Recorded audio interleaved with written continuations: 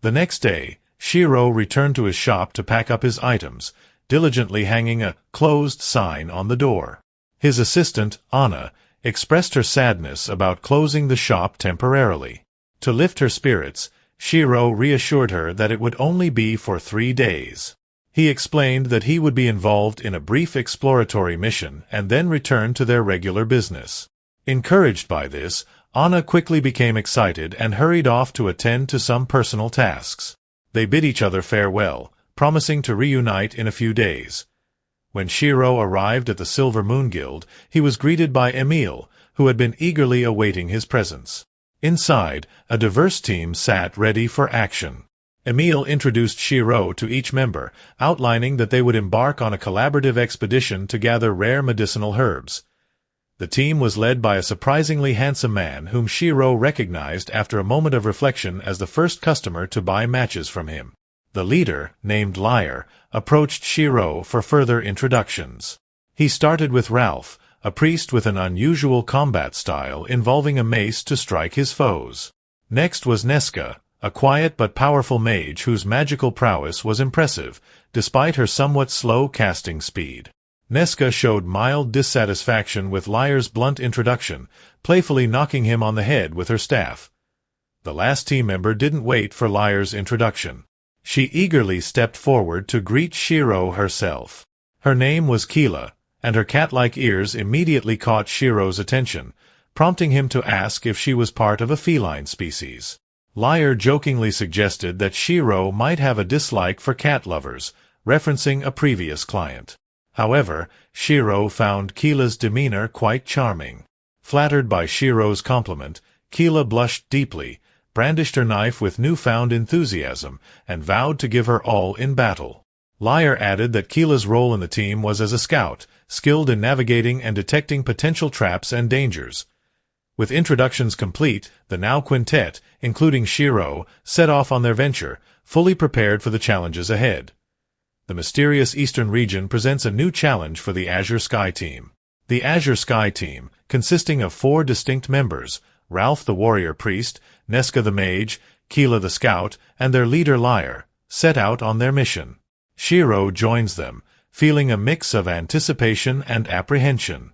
Sensing Shiro's worries, Liar offers reassuring words, promising they will try to avoid any severe dangers. However, he cautions that the quest for the elusive herbs may not be easy.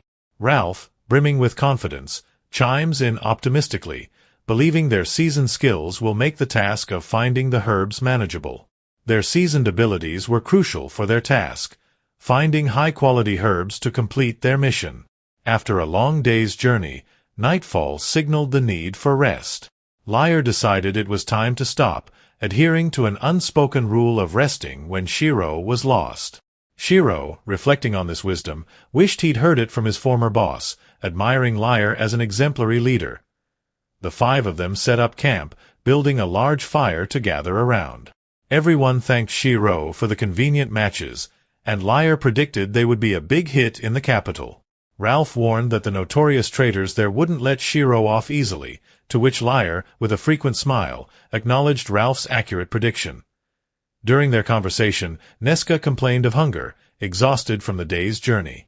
As everyone quietly took their share of food, Shiro noticed the simple fare: dried meat and hard bread, a stark reminder of the typical diet of travelers in the wild.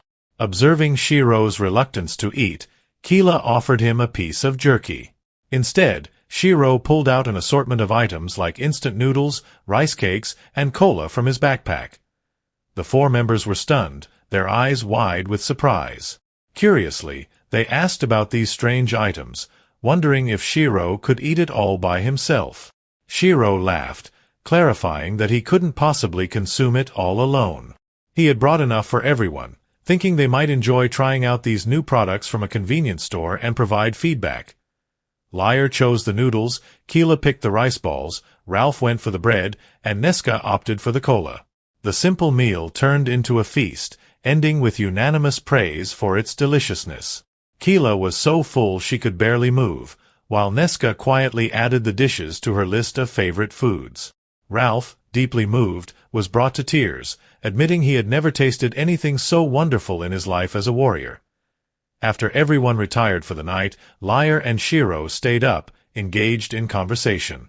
Curious, Shiro asked why explorers didn't use sleeping bags.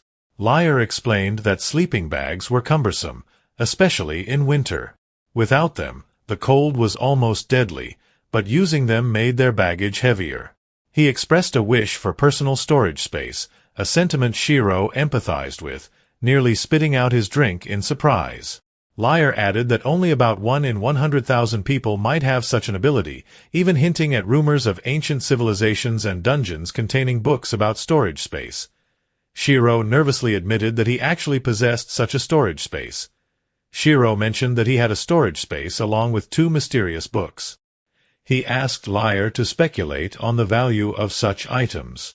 After some thought, Liar responded that these items could be worth as much as a carriage or even enough to buy a noble's house. In essence, a fortune that one couldn't spend in a lifetime.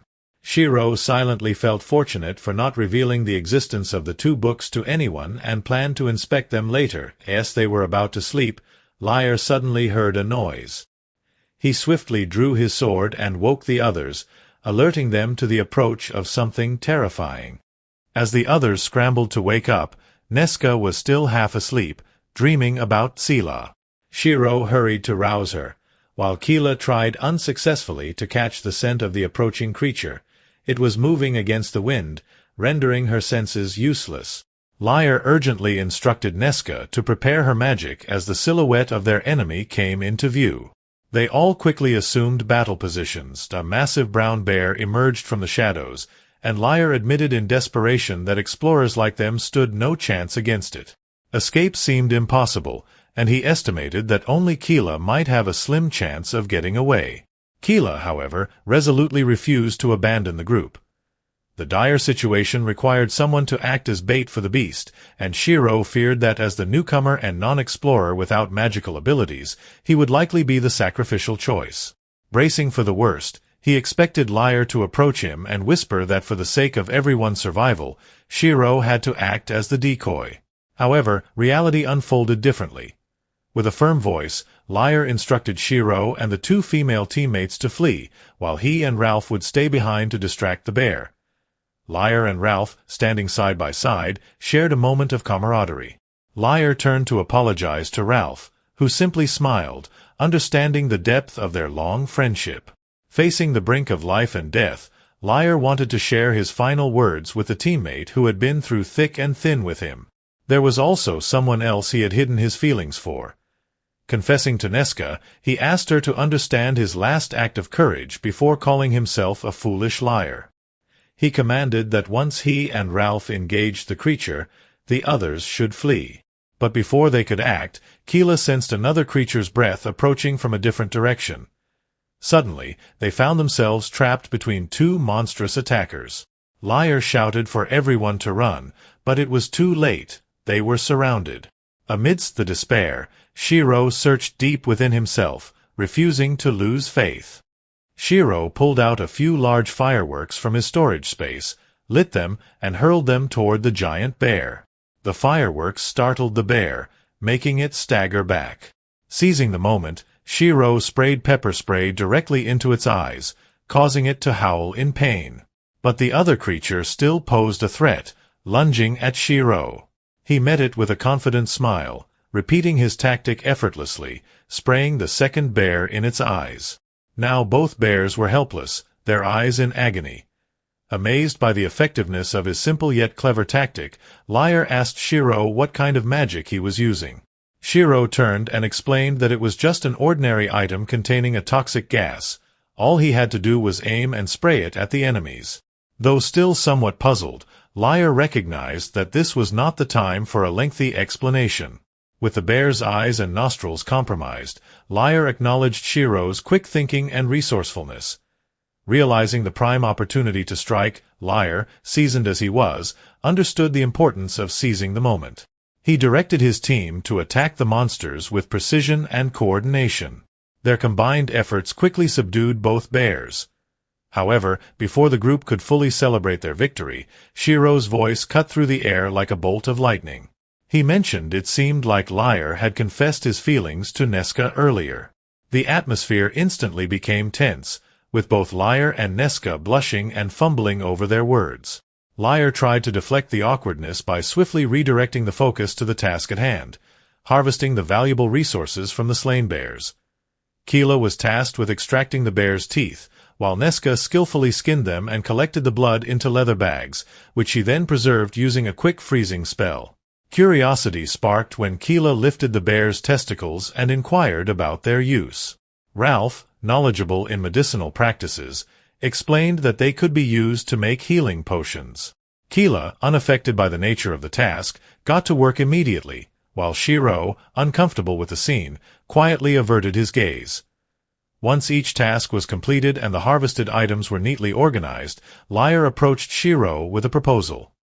He suggested they pause their original mission and sell the fresh bear meat in the nearby town, reasoning that it was even more valuable than the elusive herbs they sought. Recognizing Shiro's critical contribution to their success, Liar offered him half of a bear as a token of appreciation. Shiro felt a bit embarrassed by the generous offer and was suddenly almost tackled by an overly enthusiastic Keela, aiming for a grateful hug. The plan took an unexpected turn as Shiro accidentally dodged, causing him to stumble into a bush. Shiro then spoke to Liar, understanding his reasoning and offering to help transport the bear. The team members were skeptical about Shiro's ability to carry such a massive load. Their doubt turned to amazement when he revealed his storage space, showcasing its immense capacity. Shiro apologized for not disclosing this secret earlier, his actions eliciting a mix of shock and admiration from his friends. As everyone stood in awe of Shiro's magical storage, he packed away the two bears and readied himself to continue the journey. Just when Shiro thought they were heading back to Nino Kaya, Liar suggested that since they had stored the bears, they could still continue their search for the elusive herbs. Thus, Shiro's expedition was extended by 2 more days. Upon their return, Anna eagerly awaited them on the road, her excitement palpable. She mistakenly thought Anna was Shiro's daughter. Liar corrected her, explaining that she was a great help at his shop.